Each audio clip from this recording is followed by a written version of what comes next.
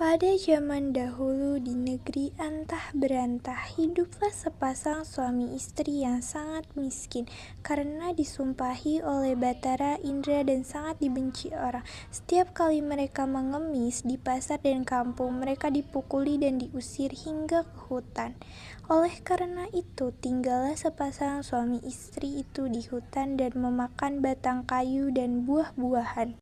Setelah beberapa lama, istri si miskin hamil selama 3 bulan.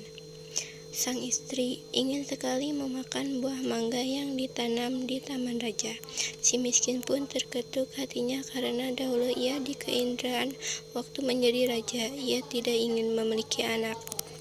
Namun sekarang ia akan memiliki anak dan berkata, "Istriku, apa kamu ingin membunuhku? Apakah kamu tidak tahu tentang masa lalu kita? Jangan meminta sesuatu, kita tidak bisa mengambil buah mangga yang ada di taman raja." Setelah istrinya mendengar perkataan suaminya itu, ia semakin menangis. Lalu suaminya berkata, "Diamlah istriku, jangan menangis. Aku akan mencarikan buah mangga itu dan memberikannya padamu." Istrinya pun berhenti menangis, lalu si miskin pergi ke pasar mencari buah mangga. Setelah sampai di pedagang buah mangga, ia ragu untuk meminta buah mangga karena ia takut orang akan memukulinya. Pedagang buah mangga pun bertanya, "Hai miskin, apa yang kamu inginkan? Jika Tuan mempunyai belas dan kasihan, Berikanlah saya sebiji buah mangga yang sudah busuk, Tuan."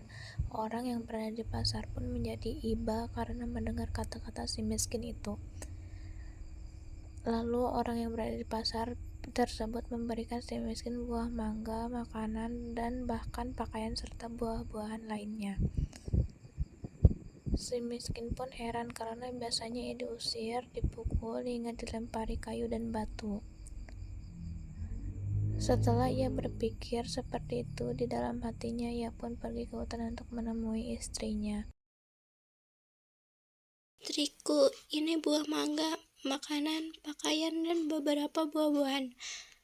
Kemudian istrinya menginjak-injak apa yang diperoleh si miskin tersebut sambil menceritakan apa yang terjadi. Istrinya pun menangis dan tidak mau makan jika bukan buah mangga yang ditanam di taman raja dan berkata, "Biarkan saja aku mati." Si miskin pun sangat terpukul melihat perbuatan istrinya. Kemudian ia pergi menghadap Maharaja Indradewa yang saat itu sedang mengadakan pertemuan raja. Lalu ia masuk ke dalam dan baginda raja pun berkata, "Hai miskin, apa yang kamu inginkan?" Si miskin pun menjawab sambil bersujud, "Tuanku, ampunilah hamba. Hamba datang ke sini ingin meminta buah mangga yang sudah jatuh ke tanah, Tuanku. Apa yang kau ingin lakukan dengan buah mangga itu?" "Untuk dimakan, Tuanku." "Tolong ambilkan setangkai buah mangga untuk si miskin ini."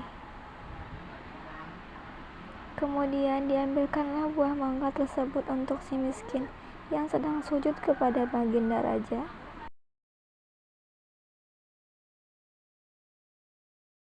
Setelah itu, si miskin pun berjalan pulang ke rumahnya.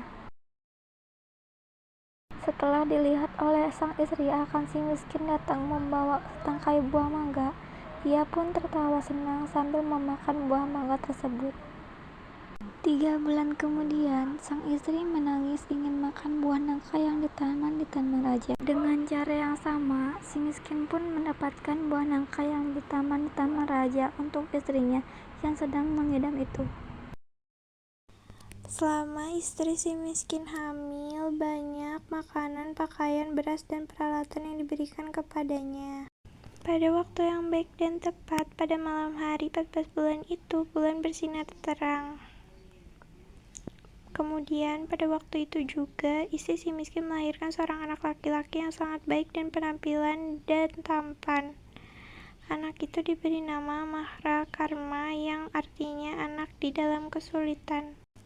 Dengan takdir Allah Subhanahu wa Ta'ala melimpahkan kepadanya, si miskin pun menggali tanah untuk membuat tempat tinggal untuk keluarganya. Ketika ia menggali tanah untuk mencampakkan tiang, ia menemukan telaju besar yang berisi banyak emas. Istrinya pun datang untuk melihat dan berkata, "Emas ini tidak akan habis sampai anak cucu kita, suamiku." Ia pun menjadi kaya dan membeli barang-barang kebutuhannya seperti kendi, utar-utar, pelana kuda, keris, dan sebagainya.